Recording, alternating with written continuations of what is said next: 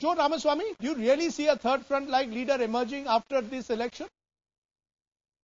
First of all, I see the third front as a roadside eatery where people gather, have some refreshments and then go their own way.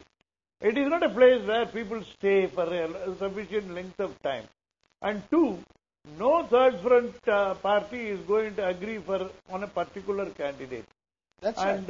And if the situation develops to such an extent that the communists, the Congress, everyone is afraid of BJP successfully forming a government, then perhaps a 2-month wonder called a third front government could come about with the support from Congress. That's all that could happen. And if at all the BJP is going to support somebody from this so-called third front, the roadside eatery, it could be Jayalalitha, because she is perhaps one party in the third front which agrees on most issues with the BJP. Okay, you've thrown another trial balloon there by throwing the name of Jayalalitha as a potential Prime Minister. Do you believe that she has ambitions beyond Chennai? I don't think so. I don't think she has ambitions.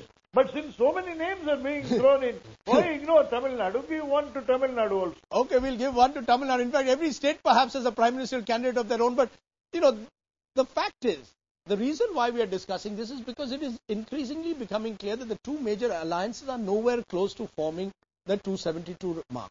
Would the two major parties at least concede that you have to come? Yeah, Cho Ramaswamy can call it to a roadside eatery. But if you're stuck on a highway, you sometimes have to go to the roadside eatery to eat. That's the problem that both of you are facing. See, Rajdeep, one thing is very, very clear. I think I agree with what Cho just said. Third fronts inherently provide unstable governments. Ultimately, it leads to loss for everybody, and as also for the country. I don't think so a third front government can be cobbled together. It has to be one of the two major national parties, and then it has to be Sir, but the bottom line at the end of the day, both of you, are you willing to concede? Rajiv, I'd like to make one small interjection. Both the times when the third front government fell, they were pulled down by the Congress. In that sense, the VP Singh government could have been supported by the Congress, and the Masjid Mandir issue, which they had really brought about, it would have been good if the Congress had done that. So effectively, your pulling down the governments cannot be an argument that it's not stable.